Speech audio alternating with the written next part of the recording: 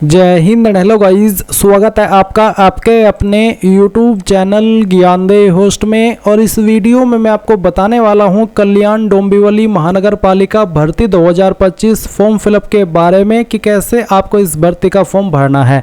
इस वीडियो के अंदर आपको रसम से लेकर प्रिंट तक पूरी जानकारी स्टेप बाय स्टेप दी जाएगी, जिससे कि आप इस फॉर्म को बिना किसी मिस्टेक के भर पाएंगे। तो आपको वीडियो को पूरा देखना है। अब चलिए शुरू करते हैं। गाइज, अगर आपने अभी तक वीडियो को लाइक शेयर नहीं क्या कर दीजिए और चैनल को सब्सक्राइब करके बेल आइकन ऑन कर लेना। फिर जो लिंक मैंने वीडियो के डिस्क्रिप्शन में दिया है आप ओपन करिए। ओपन करने के बाद आपको जानने को मिलेगा कि इसमें 490 पोस्ट निकाली गई है और इसके फॉर्म आप लोग 3 जुलाई 2025 तक भर पाएंगे।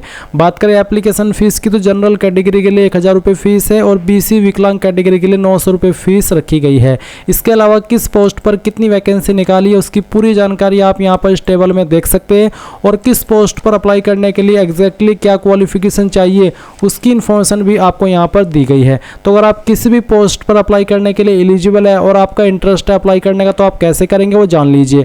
आप इंपॉर्टेंट लिंक के सेक्शन में आएंगे और अप्लाइंग ऑनलाइन लिंक ओपन करेंगे। आपके सामने वेबसाइट आ जाएगी। यहाँ पर आने के बाद में अगर आप इसका एडवर्टाइजमेंट रीड करना चाहते हैं तो to refer advertisement click here, इसके ऊपर क्लिक करके इस एडवर्टाइजमेंट से आप यहाँ पर पोस्ट वाइज सैलरी भी देख सकते हैं कि कौन सी पोस्ट पर क्या सैलरी आपको मिलेगी और कौन सी पोस्ट पर अप्लाई करने के लिए एग्जैक्टली क्या क्वालिफिकेशन चाहिए। तो पूरी इन्फॉर्मेशन उसकी इस PDF के अंदर आपको देखने को मिल जाएगी। अब आप यहाँ पर अप्लाई करना चाहते हैं तो क्या करेंगे, आपको इस वाले इंटरफेस पर आने के बाद में रजिस्टर के ऊपर क्लिक करना है। देन आपके सामने इस तरह से प्रोसेसिंग होगी जहाँ पर आपको ब्राउज़र रिकमेंड किए जाते हैं कि किस ब्राउज़र में आप इस फॉर्म को बेहतर तरीके से फिल कर सकते हैं। अभी आप इसको क्लोज कीजिए। अब आप यहाँ पर आएंगे और जो आपका फर्स्ट नेम है वो आपको एंटर करना है। ये नाम आप आपका 10th के सर्टिफिकेट के अकॉर्डिंग फिल करिएगा या फिर जो भी आपका सर्टिफिकेट है क्वालिफिकेशन का उसके अकॉर्डिंग आपको ये नाम भरना है। फिर आप मिडिल नेम डालेंगे और उसके बाद में लास्ट नेम। यहाँ पर गाइज फर्स्ट नेम और लास्ट नेम देना अनिवार्य है। अगर आपका लास्ट नेम नहीं है तो आपको लास्ट नेम के अंदर आपके फादर का फर्स्ट नेम डालना होगा। उसके बाद आप यहाँ पर देखेंगे मदर नेम और फिर देखेंगे फादर नेम। तो मदर नेम फादर नेम आप डाल दीजिए 10th के सर्टिफिकेट के अकॉर्डिंग। फिर पूछेगी कि आपने कभी आपका नाम बदला है, अगर हाँ तो यस, नहीं तो आप नो करेंगे। डेट ऑफ बर्थ आपकी क्या है वो आप यहाँ पर कैलेंडर के ऊपर क्लिक करके सिलेक्ट कर लेना, पहले ईयर फिर मंथ और उसके बाद में डे, तो आपका डेट ऑफ बर्थ आ जाएगा। देन आप यहाँ पर आपका जेंडर सेलेक्ट कर लेंगे। फिर आपका मोबाइल नंबर डालेंगे। मोबाइल नंबर को दोबारा डाल करके वेरीफाई करेंगे। कोई अन्य फ़ोन नंबर देना चाहते तो यहाँ पर भर देंगे, नहीं तो खाली छोड़ दीजिएगा। फिर आप आपकी ईमेल ID यहाँ पर डालिएगा, उसको दोबारा डाल करके वेरीफाई कर दीजिएगा। अब आपसे पूछा है have you done graduation from open university, क्या आपने ओपन यूनिवर्सिटी से आपकी ग्रेजुएशन की है, अगर हाँ तो यस और अगर नहीं तो आप नो करेंगे। तो जैसे कि जो भी आपका आंसर है वो आप यहाँ पर सेलेक्ट कर लीजिएगा। इसके बाद में आप यहाँ पर देखेंगे मैट्रिकुलेशन रोल नंबर। आपको यहाँ पर 10वीं का जो रोल नंबर है वो एंटर करना है और किस महीने और किस साल के अंदर आपने आपकी 10वीं पास कर ली थी वो भी आपको सेलेक्ट कर लेना है। फिर आता है exam centre choice number first, यानी कि पहली चॉइस आप किस सिटी को देना चाहते हैं एग्जाम के लिए, तो वो आपको यहाँ पर सेलेक्ट कर लेनी है। सेकेंड चॉइस किसको देनी है वो सिलेक्ट कर लीजिए और थर्ड चॉइस किसको देनी है वो भी आप यहाँ पर सिलेक्ट कर लेंगे। इसके बाद आप यहाँ पर टिक करेंगे और इसके बाद फिर आपको जनरेट OTP के ऊपर क्लिक करना है। अब आपके सामने यहाँ पर इस तरह का कैप्चा ऑथेंटिकेशन का पेज आएगा। आप ये कैप्चा कोड डालिए, सबमिट कर दीजिए और उसके बाद में यहाँ पर आपको आपके नंबर के ऊपर और ईमेल के ऊपर दोनों पर OTP सेंड किया है। कोई एक OTP आप यहाँ पर डाल दीजिए, चाहे नंबर वाला या फिर ईमेल वाला। तो मुझे यहाँ पर OTP मिल चुका है, मैं यहाँ पर इसको आपको डाल करके दिखा रहा हूँ। ये डालने के बाद आप यहाँ पर वैलिडेट OTP इसके ऊपर क्लिक करेंगे तो आपका OTP वेरीफाई हो जाएगा। अब आप यहाँ पर इसके ऊपर टिक करके रीवेरीफाई के ऊपर क्लिक करिएगा। रीवेरीफाई पर क्लिक करने के बाद जो भी जानकारी आपने यहाँ पर भरी है वो सभी आपके सामने आ जाएगी। इन सभी के सामने आपको टिक करना होगा। टिक करने का मतलब यही है कि आपने इन जानकारी को डबल चेक कर लिया है और आपके अकॉर्डिंग सभी जानकारी सही है, तो सभी के ऊपर आपको टिक करना है और फिर आप यहाँ पर सबमिट के ऊपर क्लिक कर देंगे और फिर यहाँ से ओके करेंगे। ओके करने के बाद में आप यहाँ पर देखेंगे कि आपका जो रजिस्ट्रेशन है वो सक्सेसफुल हो चुका है और कंप्लीट हो चुका है। अभी आप इसमें पोस्ट पर अप्लाई करेंगे, तो पोस्ट पर अप्लाई करने के लिए आपको यहाँ पर पोस्ट सिलेक्शन की टैब के ऊपर क्लिक करना है। तो चलिए हम यहाँ पर क्लिक कर देते हैं। इसके बाद आप क्लिक है टू अप्लाई द पोस्ट, इसके ऊपर क्लिक कीजिए। आपके सामने इस तरह से प्रोसेसिंग होगी तो इसको होने दीजिएगा एंड आप यहाँ पर इसके बाद में जो आपकी अन्य इन्फॉर्मेशन है वो भरेंगे। तो पहले तो आपको बोला कि before applying I confirm that I have read the advertisement, आप इसको टिक कर दीजिएगा। फिर आता है पोस्ट नेम, तो आपको बताना कि आप इनमें से किस पोस्ट पर अप्लाई करना चाहते हैं। तो गाइज यहाँ पर आप एक ही पोस्ट एक बार में अप्लाई कर सकते सकते हैं। अगर आपको मल्टीपल पोस्ट पर अप्लाई करना है तो आपको सेम प्रोसेस अगेन फॉलो करना होगा, बट हाँ, आपको दोबारा रजिस्ट्रेशन करने की आवश्यकता नहीं है। आप ये वाला जो मैंने अभी आपको दिखाया है, रजिस्ट्रेशन करने के बाद में इस वाले क्लिक है to apply for the post के ऊपर क्लिक करके अन्य पोस्ट पर अप्लाई कर सकते हैं। तो अभी आप यहाँ पर सिलेक्ट कर लीजिए कि आपको कौन सी पोस्ट पर अप्लाई करना है। ये सिलेक्ट करने के बाद में आप यहाँ पर उसका पोस्ट कोड देख लेंगे और आपकी पोस्ट देख लेंगे जो आपने सिलेक्ट की है। फिर आपको यहाँ पर नीचे की तरफ आकर के अपनी अन्य इन्फॉर्मेशन भरनी है। तो मैरिटल स्टेटस आप बताएंगे, मैरिड, अनमैरिड, विडोवर जो भी है वो आप यहाँ पर सेलेक्ट कर लेना। फिर पूछे कि are you a Marathi speaking candidate from the 865 village claimed by the Maharashtra government in the Maharashtra Karnataka border area, यानी कि क्या आप उन 865 गाँव से हैं जहाँ पर मराठी बोली जाती है, जो कि महाराष्ट्र गवर्नमेंट ने तय किए हैं। अगर आप हैं तो आप यस करिए, अगर नहीं तो आप नो करेंगे। उसके बाद नीचे की तरफ आप आएंगे और अन्य इन्फॉर्मेशन देंगे, जैसे कि यहाँ पर नेशनलिटी में आप इंडियन सेलेक्ट कर लेंगे। फिर पूछेगा कि आप महाराष्ट्र के डोमिसाइल है, आपके पास महाराष्ट्र का निवास प्रमाण पत्र है, अगर है तो यस, नहीं तो आप नो करेंगे। तो मेनली जो इस फॉर्म को फिल करेंगे वो महाराष्ट्र के कैंडिडेट होंगे, तो ऑब्वियसली आप यहाँ पर महाराष्ट्र के निवासी हैं, आप इस वाले ऑप्शन में यस करिएगा। और यस करने के बाद में डोमिसाइल सर्टिफिकेट या बर्थ सर्टिफिकेट या फिर लिविंग सर्टिफिकेट इश्यूइंग अथॉरिटी आपको बतानी है, यानी कि इनमें से आप किसी भी चीज़ की इन्फॉर्मेशन दे सकते हैं, चाहे वो आपका निवास प्रमाण पत्र हो या फिर आपका जन्म प्रमाण पत्र या फिर आपका स्कूल लिविंग सर्टिफिकेट। तो जिसकी भी इन्फॉर्मेशन दे रहे हैं वो आपको बताना कि वो किसके द्वारा जारी हुआ है। तो अगर आप यहाँ पर डोमिसाइल सर्टिफिकेट से इन्फॉर्मेशन दे रही है तो आपके जो सर्टिफिकेट होता है उस पर आपको नीचे की तरफ मोहर लगी हुई देखने को मिलती है। वहीं पर सक्षम अधिकारी के बाद में लिखा होता है कि कौन से पोस्ट के अधिकारी ने इसको जारी किया है। तो आपको आपका सर्टिफिकेट चेक करना है और उस पर जिस भी पोस्ट के अधिकारी का नाम लिखा है वो यहाँ पर लिख देना है। और इसके बाद आप देखेंगे date of issue of domicile, यानी कि कौन सी डेट में आपका सर्टिफिकेट जारी हुआ है, वो डेट भी आपको यहाँ पर इस तरह से सिलेक्ट कर लेनी है। फिर domicile certificate, birth certificate, living serial certificate, serial number. तो सीरियल नंबर भी आपको आपके सर्टिफिकेट पर ऊपर की तरफ देखने को मिल जाएगा लेफ्ट साइड में। फिर आप देखेंगे यहाँ पर कैंडिडेट कास्ट कैटेगरी, तो जो भी आपकी कास्ट कैटेगरी है वो सेलेक्ट कर लीजिए, SC ST या फिर इनमें से अन्य, तो जो भी है वो आप सिलेक्ट कर लीजिए। मान लीजिए SC है तो आप SC सिलेक्ट कर लेंगे। अगर आप ओपन है तो ओपन को यहाँ पर कोई भी कास्ट से जुड़ी हुई इन्फॉर्मेशन देने की आवश्यकता नहीं पड़ती, पर अगर आप SC है तो आपको बताना होगा कि कास्ट सर्टिफिकेट इश्यूइंग अथॉरिटी क्या है। आपको अगेन आपका सर्टिफिकेट चेक करना है और उस पर जहाँ पर मोहर लगी हुई होती है, जहाँ पर सक्षम अधिकारी लिखा हुआ होता है, वहीं पर लिखा होता है कि कौन से पोस्ट के अधिकारी ने इसको जारी किया है, उसी पोस्ट का नाम आपको यहाँ पर लिखना होता है। फिर किस डेट में आपने सर्टिफिकेट जारी किया है वो डेट आप यहाँ पर सिलेक्ट कर लेंगे। कास्ट सर्टिफिकेट सीरियल नंबर डालेंगे और कास्ट अगर वैलिड है सर्टिफिकेट तो आप बताएंगे कब तक वो वैलिड है, अगर नहीं है तो आप इसको खाली छोड़ दीजिएगा, पर अगर आप ओपन है तो आप इसको अनरिजर्व्ड सिलेक्ट कर लीजिएगा। फिर पूछा है कि क्या आपकी बॉडी के ऊपर कोई ऐसा मार्क जिससे आपकी बॉडी की पहचान होती है, तो यहाँ पर जो भी आपकी बॉडी के ऊपर ऐसा निशान है उस निशान के बारे में आप यहाँ पर फिल कर दीजिए। और इसके बाद देखेंगे कैंडिडेट आइडेंटिटी प्रूफ डिटेल, तो यहाँ पर आपके पास इनमें से कोई एक आईडी होनी चाहिए, जैसे कि PAN card, driving licence, voter ID, passport, bank passbook.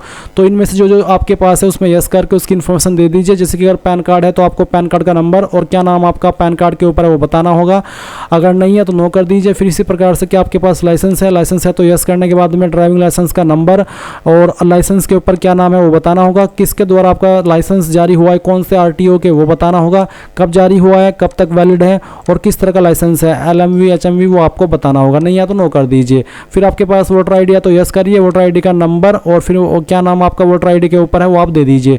तो इनमें से सभी आईडी देने आपको अनिवार्य नहीं है, अगर एक आईडी भी आपके पास इनमें से है तो आप उसी की जानकारी भर दीजिएगा। फिर आप यहाँ पर टिक करिएगा and then save and next के ऊपर क्लिक करिएगा। अब आपके सामने यहाँ पर एडिशनल डिटेल आएगी जहाँ पर कुछ सवालों के आपको आंसर करने हैं, जैसे कि are you an employ of state, central, semi government organisation, क्या आप स्टेट या सेंट्रल या सेमी गवर्नमेंट ऑर्गेनाइजेशन के एम्प्लॉय हैं, अगर हाँ तो यस, नहीं तो आप नो करिएगा।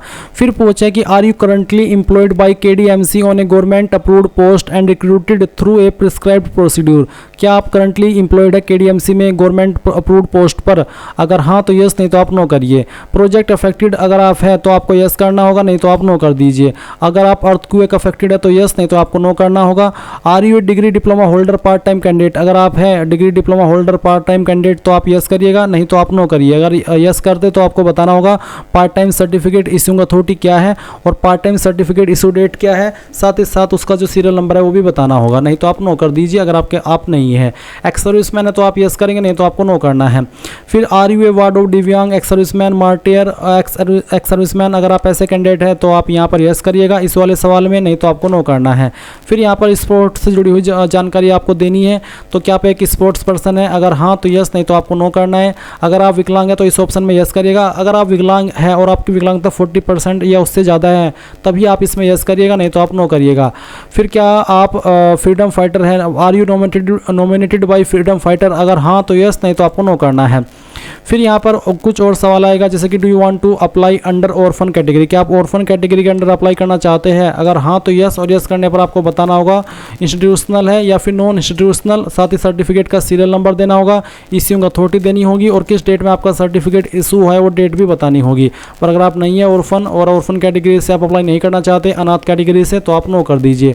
Are you debarred from previous examination, क्या आप किसी प्रीवियस एग्जामिनेशन से निकाले गए हो, किसी यूपीएससी से या फिर कि जो भी बोर्ड होते हैं आपके जैसे कि यूपीएससी, एसएससी, अगर हाँ तो यस, नहीं तो आप नो कर दीजिए। अब यहाँ पर जो क्रिमिनल केस है उससे जुड़े हुए कुछ सवाल है तो आपको इनके आंसर करने हैं। जो चीज़ आपके ऊपर लागू हो रही है उसमें यस कर दीजिए और जो लागू नहीं हो रही है उसमें नो कर दीजिए। तो मेनली इन सभी में यहाँ पर नो ही आएगा, तो आप पढ़ लीजिएगा और उसके बाद यस नो करिएगा। मैं यहाँ पर नो में ही कर रहा हूँ क्योंकि मेरे ऊपर कोई भी ऐसा केस दर्ज नहीं है, तो मैं यहाँ पर नो कर दिया हूँ। अब आपको सेव और नेक्स्ट के ऊपर क्लिक करना है और यहाँ से ओके कर देना है। अभी आप कम्युनिकेशन डिटेल्स फिल करेंगे यानी कि एड्रेस की इन्फॉर्मेशन। तो एड्रेस लाइन फर्स्ट 2 के अंदर जो भी आपका एड्रेस है वो आप भर दीजिएगा। कंट्री में इंडिया सेलेक्ट कर लीजिएगा। स्टेट आपकी जो भी है वो स्टेट आपको यहाँ पर सेलेक्ट कर लेनी है। मैं डेमो के लिए एड्रेस फिल कर रहा हूँ, आपको आपका रियल एड्रेस फिल करना होगा। उसके बाद में आप यहाँ पर जो आपका पिन कोड है वो एंटर कर दीजिएगा। फिर पूछेगी कि आपका परमानेंट एड्रेस और कोरस्पोंडेंस एड्रेस यानी कि प्रेजेंट एड्रेस सेम है, अगर हाँ तो यस, नहीं तो आप नो करेंगे। उसके बाद में आप नीचे आएंगे और सेव एंड नेक्स्ट कर देंगे। अब आपके सामने क्वालिफिकेशन एंड एक्सपीरियंस का सेक्शन आएगा। तो सबसे पहले पूछा कि do you have knowledge of Marathi language, क्या आपको मराठी लैंग्वेज की नॉलेज है, अगर हाँ तो यस और अगर नहीं है तो नो करिएगा। नो करने के बाद आता है कि आप इस पर अप्लाई करने के लिए एलिजिबल नहीं हैं। गाइज अगर आप महाराष्ट्र से नहीं भी है तो भी अप्लाई कर सकते हैं, बट आपको मराठी लैंग्वेज आनी ही चाहिए, लिखनी, पढ़नी और बोलनी, और ये कंपलसरी है।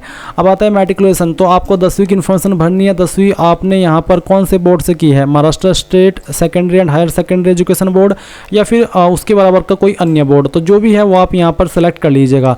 उसके बाद में स्कूल इंस्टीट्यूट नेम के अंदर आपको बताना है आपके स्कूल का नाम, फिर बताना कि किसके अंदर आपके नंबर थे, परसेंटेज, सीजीपीए या फिर ग्रेड, जो भी था वो आप बता दीजिए। अगर परसेंटेज तो बताइए कि कितने नंबर आपको आए थे और कितने में से आए थे, वो आप मैक्सिमम मार्क्स में फिल कर देंगे।